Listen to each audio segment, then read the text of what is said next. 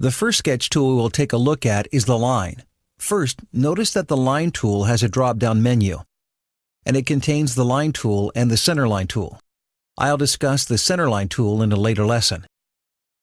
For now, I'll activate the line tool by clicking the line icon in the drop-down menu, or click the main icon itself. As I move the cursor into the graphics area, you see that it has changed to a pencil with a line underneath. This is to let me know which tool is active.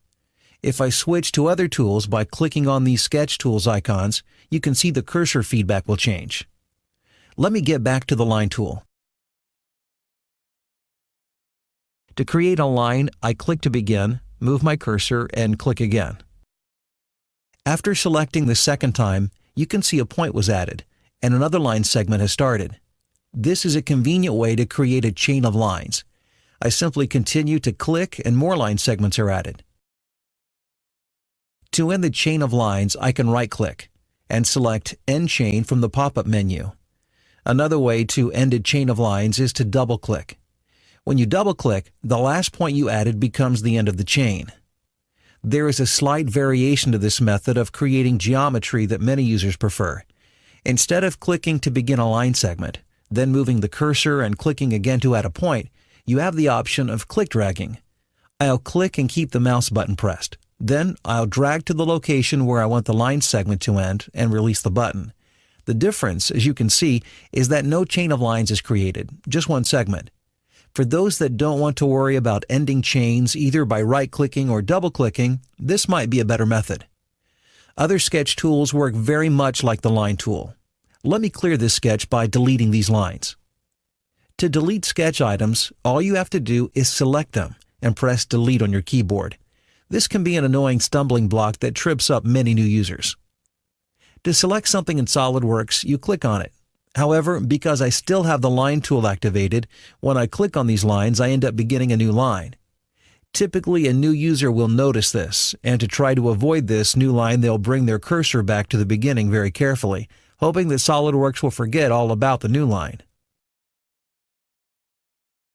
The problem with this is that you end up with these little tiny specks of lines that can cause nightmares down the road.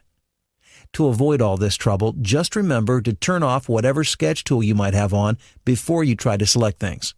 Turning a sketch tool off is easy. Either click again on the active tool or click on the select icon, the icon with the picture of the arrow pointer. For those of you that like to use right-click shortcuts, you can also right-click and pick Select from the pop-up menu. Another very popular method to exit from an active tool in SolidWorks and return to the Select tool is to hit the Escape key on your keyboard. Now with the Select tool, I can click on these lines to select them and press Delete on the keyboard to delete them. If you want to select more than one line, just hold down the Control key as you click on the lines. You can see several lines turn blue, meaning that they're selected. When I press Delete, they all go away. One last trick to selecting items in a sketch. If you have a group of items to select, you can click and drag a box around them to select them all at once.